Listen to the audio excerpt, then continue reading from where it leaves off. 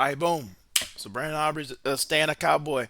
Highest paid kicker in the NFL history, full year. First kicker earned $7 million per year, 20 million guaranteed.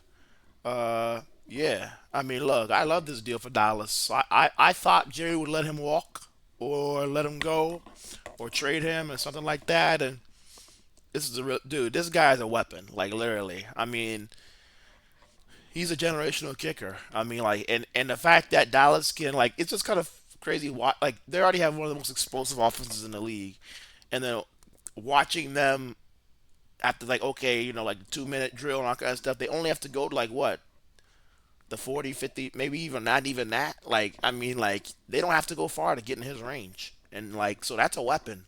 And the fact that they don't have to go far in drives, just throughout the whole entire game to get in his range and get 3 points on the board.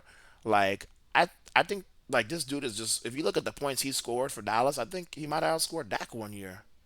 I forgot, but not like, I mean, like it's honestly for a couple of total points, but no, I mean he's just elite, bro. Like he is a big part of why Dallas' offense is so, why it's so hard to, why Dallas is able to score the points they are, because even if they don't get a touchdown, if they get in range, bro, they're gonna get 3 points no matter what. They know that that's guaranteed. And so he's one of the elites, generational kicker. You know, and I got this is a bit. I like this for Dallas. This is a really good deal. You couldn't let this guy walk. I mean, he's doing some stuff we haven't seen before. So, and then next, Byron Brown. Coach Golesh said Byron Brown didn't see it great during his spring performance Saturday. Let me tell you something. He he's not going to see it great. 7 for 14, 85 yards, 0 touchdowns, 2 picks. And then comparing his stats to Cam's 8-day stats, 3 for 8, 60 yards, 0 touchdowns, 0 picks. First of all, Cam didn't throw 2 picks. Second of all, and he also didn't throw as many passes. Second of all, here's the next thing. Byron Brown isn't 10% of Cam Newton. He's actually Jalen Monroe 2.0. I don't see Auburn winning a squat this year with him at all. This guy stinks. He hasn't seen it well his whole career because he's not a quarterback. Like, of course he's not seeing it well. The guy's not a quarterback. Auburn fans, y'all are doing the typical stuff because y'all are Auburn fans and y'all are biased and y'all got a new coach. You feel like you're reinvigorated and stuff. Y'all feel like, oh yeah, yeah, we believe in this guy and that kind of stuff. If there was any other team that Auburn was playing and they saw like, and they were, if they just, if I wish Byron Brown could be wearing like another team's jersey, and Alex Gulach was like coaching that team, because I know Auburn fans would be looking and understanding why people like me are saying this kind of stuff about Byron Brown. He's just not a good quarterback. He's Jalen Miro 2.0.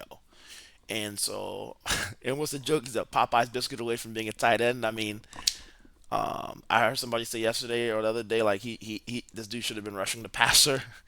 I mean, I agree with all those sentiments and statements. Popeyes, go do some Popeyes and go be a tight end, go be a pass rusher. But quarterback isn't Byron Brown's thing. Um, so maybe honestly running back, but Lamar Jackson has done a lot of good things for football. And this is one of the bad things he's done because not everybody thinks of Lamar Jackson, but and Cam Newton also. He does a good thing, but like it's almost like Steph. Like we can't, don't blame me for everybody taking threes, but it's like, damn, that is a negative impact that it's had. Like it's the same thing for Cam and Lamar. It's like, and now everybody thinks they Cam and Lamar. Like everybody wants to be, but like those guys are just generational. Randall Cunningham, generational. Mike Vick, generational. Like those guys just don't come on often. For every Mike Vick, there's 1,000 other guys that aren't Mike Vick. So like for every Kim, there's 1,000. Byron Brown is one of them. Jalen Rose another one. So that's where I'm at with it. Not a fan of Byron Brown at all. This kid stinks.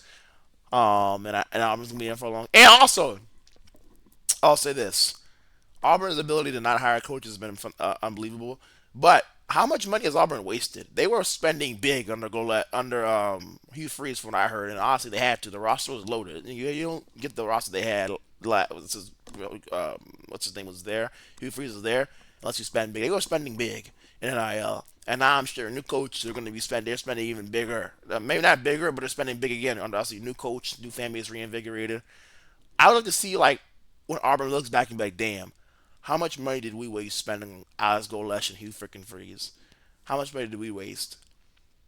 Like how much did we waste? Because I think they're gonna look back and say we wasted a lot of money on a lot of two coaches that weren't very good. imagine we put this money towards a coach that was actually really elite.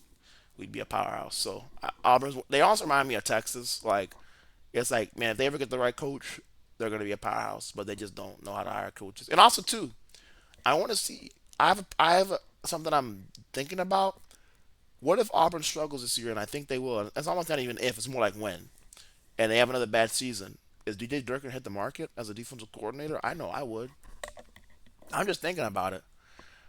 Like I don't care how good. Like bro, I'm not gonna sit here and field elite defenses and defenses that can win championships and continue to watch it be thrown away by offensive minded head coaches that don't know what the hell they're doing. Like that's kind of my thing with it. That's honestly where I'm at with it. Like, what does Durkin do when it's another bad season? I would go on the market and say, hey, look, I'm not on the market. I say if the right job comes open, I'll take the defensive coordinator job. You know, I'll do that. I don't want to be I want to be somewhere I can win. So I'm gonna just see what happens with Durkin too. I mean, I know a lot of people would love to have him at defense. Who wouldn't? I mean, the guy can actually coach defensive football at a high level. So he can recruit, he can develop, he can do it all. So um, yeah, I mean, I would definitely be looking at that in the future. I don't know how much. I mean, like how much longer you hang around for losing at the end of the day.